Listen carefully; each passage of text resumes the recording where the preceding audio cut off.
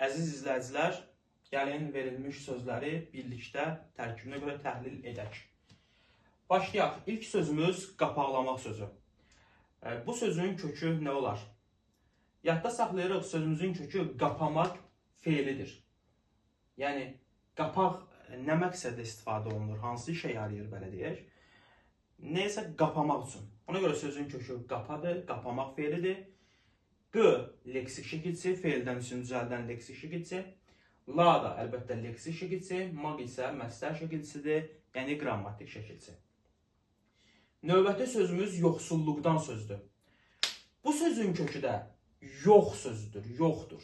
Yəni yoxsul insanda yox olur. Məsələn, bir mal, dövlətin, varın yoxluğunu bildirir.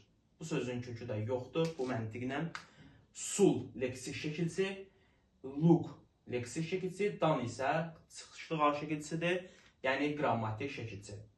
Növbəti sözümüz uyğunsuzluq sözü. Uyğunsuzluq sözünün kökü uymaq feilidir, uy feilidir. Yəni uyğun gəlmək mənasını verən uy feili. Məsələn, baxın, bu qapaq, bu markerə uyur, daha sonra isə uyğun gəlir. Bu məntiqlə bu sözün də kökü uydu. Ğun leksik şəkilçi, sız və luq isə bunlar da əlbəttə leksik şəkilçilər. Növbəti sözümüz küsülülərimiz. Bu sözün kökü küsmək feili, bu aydın məsələdir. Daha sonra isə küsmək feilindən küsü yaranır. Küsü ismi. Belə bir söz bizim dilimizdə var və həm də nitq hissəsi olaraq da isimdir.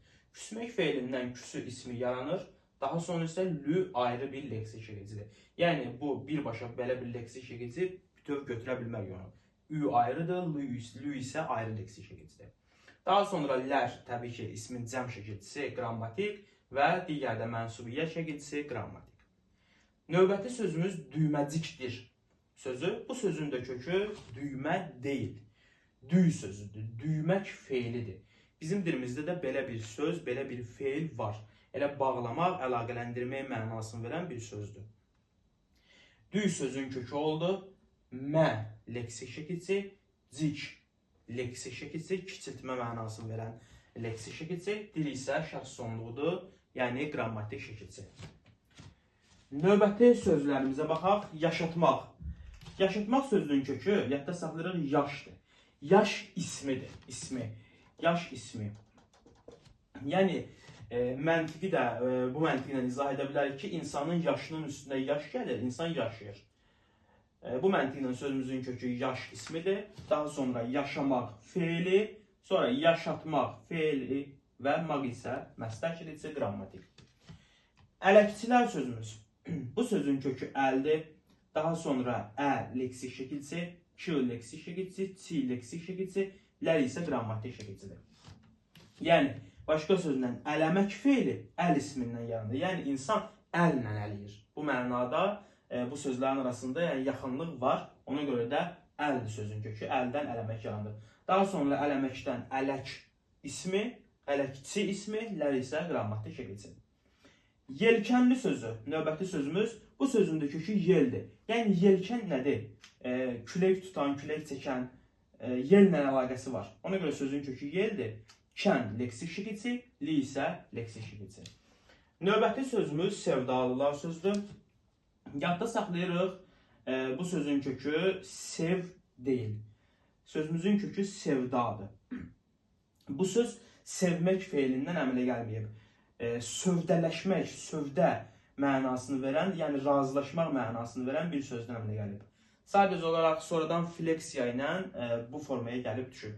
Ona görə də sözün kökü sev yox, yadda saxlayırıq, sevdadır. L leksik şəkilçi, lar isə ismin cəm şəkilçisi, qrammatik şəkilçi. Və sonuncu sözümüz yarışmırdıq. Bu sözün kökü yarışdır, yarışmaqdır. Yadda saxlayaq ki, burada da yar sözün kökü ola bilməz. Yəni, yarmaq feilindən yarışmaq əmələ gələ bilməz. Belə bir şey yoxdur, sözün kökü yarışdır. Daha sonra yarışmırdıq. Baxın, bax, burada mır var, belə deyək. Mır ünsürü var, mır hissəciki var. Belə bir qaydamız da var idi ki, bizim mır üstü 4 əgər sözdə varsa, sözdə gələrsə, bu zaman biz onu 2 qrammatik şəkilçi kimi götürəcəyik. M inkar şəkilçisidir, ır isə indiki zamanın şəkilçisidir. Həm də sözümüzə diqqətlə fikir versək, bu söz inkardadır. Bəs bunun inkar şəkilçisi hanı? İnkar şəkilçisi budur, m'dır, m. Yalnız bir hərflə ifadə olunur. Sadəcə olaraq bu inkar şəkilçisinin saatini itirib. Ir zaman şəkilçimiz oldu.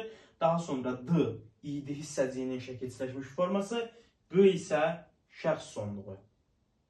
Bu qədər.